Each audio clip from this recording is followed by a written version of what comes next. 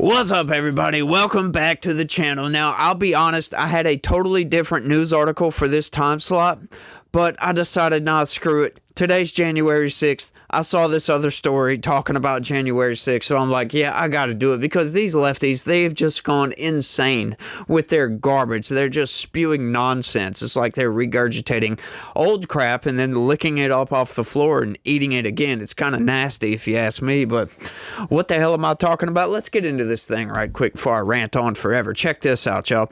Joe Biden blasts efforts to erase the history of January 6th Capitol attack. Now, notice the headline here that from this news publication right here. It says "Truth Out." Yeah, we're gonna find out that that's not a very aptly named organization right here. Check this out, y'all. Outgoing President Joe Biden marked the 4th anniversary of the attack on the U.S. Capitol building by a mob of loyalists of Donald Trump by calling on Americans to stand guard against future attacks on democracy, right? And we all know what democracy is, right? Well, we're not talking about people going to the polling places and voting for your candidate. No, that's not what they mean here. What they mean is them being in power. That's exactly what they mean by democracy. Them being able to pick and choose whatever candidate they want, kind of like how they did with Kamala Harris, and boost this person. And then, you know, that's democracy right there. That's democracy in action. Right? Stealing an election through legal means, having activists go from state to state to state to change rules, change laws to benefit your party to the detriment of the other party. That's democracy, folks. To sick your Department of Justice on your political rival. That's democracy, folks. To take and have backdoor access to social media so you can silence dissenting voices online. That, folks, is democracy. These people are insane. The Capitol attack took place on January 6, 2021, following weeks of Trump insisting that his loss to Biden in the 2020 presidential race was due to election fraud, a claim that he and his allies were unable to prove, and which several federal courts, including the U.S. Supreme Court, refused to entertain after dozens of attempts by Trump and his loyalists to have results overturned. You love how they frame that, right? Like, they refuse to entertain this. That's exactly how. Right, he's actually there's a truth out right there, right? Like, he's being totally honest. They didn't even want to look at none of the evidence, right? Because what happened exactly? They were turned down upon standing. The vast majority of those cases. Trump apparently didn't have standing, which means he wasn't party to damages, which means that it would have had to have been somebody else, like county officials, state officials, bring those court cases, not Donald Trump. Why? Because Donald Trump was the candidate. He's the president of the United States. It's a massive conflict of interest, right? Because states have plenary power to run their own elections. So it would have had to have been state officials, not Donald Trump. That's the only reason the evidence of election fraud was not looked at. Now, I happen to be one of these people that buy in to the fact that I don't even think, even if they would have looked at all those court cases, right, the actual fraud, vote flipping, Dominion machines and all that wasn't enough. But a lot of his court cases was the shadow campaign. Stuff like, if you don't know what the shadow campaign is, if you're new around here, right at the end of this video, right here, it's going to be a link. Go watch that video. It's highly enlightening, and it will give you a lot of background information as to where I get my opinions from. It's from a news article that Time Magazine published called "The Secret History of the Shadow Campaign," blah, blah, blah, something we saved the 2020 election, right? But it goes into great detail about exactly what Democrats did. They had activists go and change laws, change rules for ballot harvesting, the mail-in ballots, the universal mail-in ballots and all that, the absentee ballots, the drop boxes. They changed all kinds of rules, all kinds of laws to give Democrats a leg up. Didn't notify the other side of these rule changes. So come game time, the other side has no idea that what the Democrats were doing was actually legal. They thought it was fraud. That's why Donald Trump got out there for months and months and railed, this was fraud, this was fraud, this was fraud. Come to find out, it wasn't fraud. Why? Because in the 11th hour, Democrats, right before the election, went around changing rules and laws to make these things legal so they could get away with stealing an election. It was brilliant, in my opinion. Very, very underhanded. Very underhanded, right? It's essentially legal cheating. It's funny as hell. But that's what they did. They outmaneuvered Republicans, right? Procedural changes is what won Democrats. That's the only reason Joe Biden got 81 million votes. I mean, just look at the numbers, right? Like, that was an anomaly, right? The numbers. From 2016 to 2020, Democrat voters significantly, like it was like 20% more Democrat voters came out because Hillary Clinton had like 65 million votes, right? Joe Biden had 81 million votes. That's insane. That's outright insane. So that tells you something funny went on in the background right there. Well, that's exactly what happened. And this was what Trump was railing about. And they want to say, oh, well, it's been, how did they phrase it? Refused to entertain. Yeah, because there was a lot of legal mumbo-jumbo going on right there, and they didn't want to have nothing to do with it because Donald Trump's over here like voter fraud and blah, blah, blah, blah, blah, blah, blah. But, you know, when it come down to it, he wasn't party to damages. That would have had to have been state officials to take up these cases, and they weren't doing it, folks. They just weren't doing it, which is absurd in my opinion, but it is what it is. But, you know, I love to go through and debunk all these things because these people love to lie about January 6th. They just love it. Let's keep going. Trump called for his followers to descend on Washington, D.C. on January 6th, 4 years ago, promising them a wild time on the day Congress is constitutionally obligated to certify the Electoral College. During his speech outside of the White House that day, Trump repeated his incendiary claims that the election was stolen from him and his followers, urging those in attendance, some of whom were armed, we'll get back to that, which he was aware of, to march to the Capitol to demand Congress halt its proceedings. You notice how they just kind of weaseled their way out of that? Some of them were armed. Yeah, but you know what? There was nobody armed at the Capitol. They conveniently left that out. Nobody at the Capitol was armed, as a matter of fact. It's just crazy. The leaps in logics, the mental gymnastics. I'm sorry, mental gymnastics to get to these places. The way they have to phrase a lot of this stuff is absurd to make it kind of truth. But yeah, we know what you're trying to say. That's not true.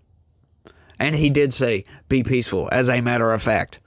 After arriving at the Capitol grounds, the mob, numbering in the thousands, violently breached the building, breaking windows and attacking police officers in order to do so at a time when COVID-19 restrictions were in place. Trump reportedly watched the events unfold on television for several hours at the White House, gleeful about the chaos that was unfolding in his name, according to witnesses within his office. According to witnesses, notice they don't name any names right here, and we don't know any of these people. These people were totally anonymous, right? You remember the January 6th committee hearings? That was anonymous. They were testifying that this is what they said.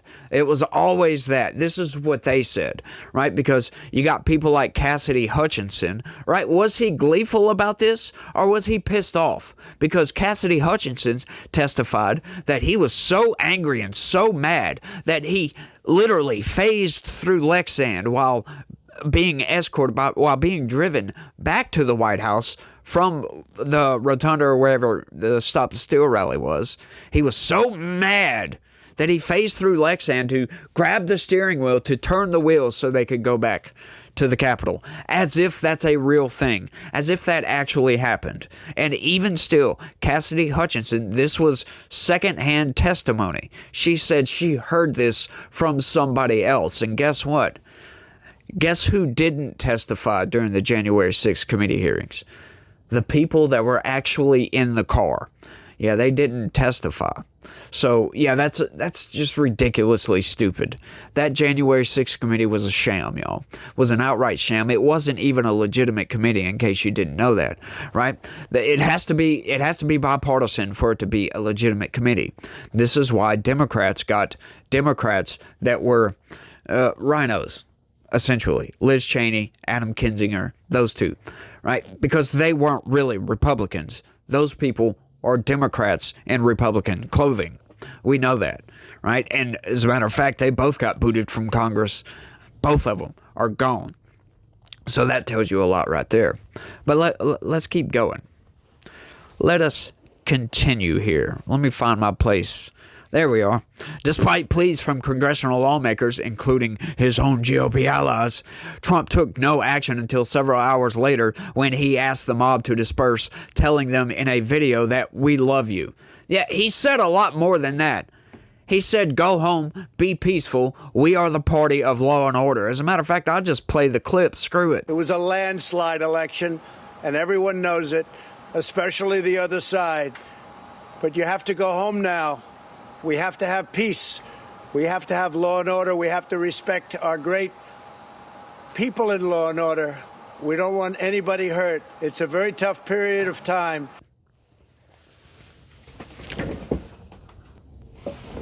But, you know, outside of all of this, right, why would Donald Trump think he has any jurisdiction over the Capitol grounds? Like, why do people just ignore this? Oh, he did nothing. Is that his job? Right? Plus, when you add to the fact that he offered them 10,000 National Guard troops several days beforehand, and they denied the National Guard troops, why would he be inclined to do anything to help them out? Why? Like, nobody ever brings this up. They always say, oh, well, he sat there for several hours and did nothing. Well, who is in charge of the Capitol? That's what I would love to ask any of these people. You know what? And this is never brought up in debates. Nobody ever mentions this at all. He doesn't have jurisdiction over Washington, D.C. He doesn't have jurisdiction over the Capitol. That's the Capitol Police. He offered help. They refused help. Why don't you just say that, people? Why can't these people be a little bit honest with their reporting on this? It's insane, the manipulations that these people have to put out in text form, in news form, to sow a narrative, right? If your narrative has to be built on lies, then maybe you should think about switching your narrative a little bit, because your narrative isn't working. People aren't buying it. Why? Because it's divorced from reality, because it's not true. Right? Sure, you get some cultists out there that would just think, you know, we got Orange Hitler over here, and they'll just think that. Like, they'll just buy into anything. These are called sheeple, if you will. They'll just listen to the corporate press, nod their head right along, and then repeat this nonsense later when asked about it. It's just absurd. No critical thinking skills, right? Then I get people coming in all the time on the comment section trying to debunk all this. Like, no, you can't. Sorry. That's just not true. But blah, blah, blah. Let's keep going. In the years since the attack, Trump and his allies have wrongfully described the mob as having been peaceful. Back that up. There was a peaceful side, right? There was two sides to that. One side of the Capitol was peaceful, as a matter of fact. Cops were waving people into the building. People walked into the building, waving their little flags, walked around, and then walked right back out. The other side, however, did get violent. And we did see that, and this is wrong. And everybody on the right agrees that, yes, you shouldn't go fighting with cops. That's a very, very bad thing. Very, very bad thing. But, you know, it is what it is. It happened. There ain't nothing we can do about it. At other times, his allies have insisted that left-leaning instigators in the crowd were the true attackers. A false claim that has been thoroughly debunked. No, it hasn't. That has never been debunked. As a matter of fact, we just got reporting out the other day that there was 23 human confidential sources from the FBI in the crowd on that day. What were they doing there? They were not told to go there, as a matter of fact. Only 3 of them were told by the FBI to show up. And we know for a fact that people like Ray Epps was instigating people to go into the Capitol. There's that video of Ray Epps saying, tomorrow we got to go into the Capitol. Tomorrow we need to go into the Capitol. Into the Capitol. What? No! Peacefully. Fed. You mean those people? That was the... Yeah. Oh, they insist he's not a confidential human source. But let me ask you this. If you're on video several times trying to incite a violent mob to storm a government building, don't you think you should have more than a misdemeanor trespassing charge? Can anybody answer that? Don't you think he should have got more than just a misdemeanor trespassing charge? That's all he got. He is on several videos. Go into the Capitol. Yeah, come on, there's something fishy with that. We all know it. Their efforts to retell the happenings of that day appear to have paid off. A recent Economist YouGov poll shows that while a plurality of respondents, 46%, viewed the day's events as a violent insurrection in Trump's name, 3 in 10 respondents, 29%, say it was a legitimate political exercise. As a matter of fact, it was, until it got violent, they had a permit to protest at the Capitol that day. So it was legitimate. When the attack took place 4 years ago, a PBS NewsHour Marist poll found that only 23% found the attack to be legitimate political action, with 72% of Americans viewing it as an unlawful event. Yeah, you can't go fighting with cops. You just can't do that. That's not America, y'all. Most notably, the attack was not viewed as a disqualifying event for Trump by nearly 1 in 2 voters, with Trump winning the 2024 presidential election this past November. In an op-ed observing the 4th anniversary of the attack that was published on Monday in the Washington Post, President Joe Biden said that Americans should be proud that our democracy withstood this assault, but he added that we should not forget the attack that took place. An unrelenting effort has been underway to rewrite, even erase the history of that day, Biden wrote in his missive. To tell us we didn't see what we all saw with our own eyes, to dismiss concerns about it as some kind of partisan obsession, to explain it away as a protest that just got out of hand. This is not what happened, Biden said. Well then, Biden, I would like to ask you, what about the Summer of Love? Was that, a violent insurrection? Do you categorize that as a violent insurrection or not? Is it? Because that was a protest that definitely got out of hand, that turned into a riot, just like January 6th. Nobody is denying the violence that went on January 6th. Once again, this is not the argument that people are making. Nobody is saying there was no violence. We did see what we saw. We know that there was violence. But every single one of you Democrats and leftists deny the peaceful side. Y'all just try to act like that side did not exist at all. You blanket call all these people violent insurrectionists. And the reason I say that is because they always talk about the 1,500 people that were arrested as violent insurrectionists. Well, now poring over all the data, as we've done several times, we know for a fact that only about 200 people, 206 to be exact, people pled guilty or were found guilty of fighting with cops. Essentially, there was other people that got, charges for throwing stuff, but they weren't fighting with cops, kind of slightly aggravated charges, but they weren't fighting with cops, in other words. And there was other, and that number is only in the 400 people, 400, right? So hang on, there was over 1,500 arrests. That means there's 1,000 peaceful protesters arrested for January 6th that went to prison and served time. Some of them got out. Some of them are still sitting there. That is right. Some of those people are still in prison until this day. and then they want to try to rail against Donald Trump because he said he's going to pardon these people. Let me ask the mainstream news a question right quick. What if the police would have went and rounded up peaceful protesters, peaceful BLM protesters in the summer of 2020, and they would have sat in prison or still be sitting in prison? Don't you think you people would be all over that, yelling, screaming, gnashing your teeth? Yeah, you would. As a matter of fact, you would. But they didn't do that, did they? They didn't go around arresting peaceful protesters. And that's the weaponization of the federal government. The FBI, at one point, was allocating up to 15% of its budget to go after January 6th defendants. It's absurd.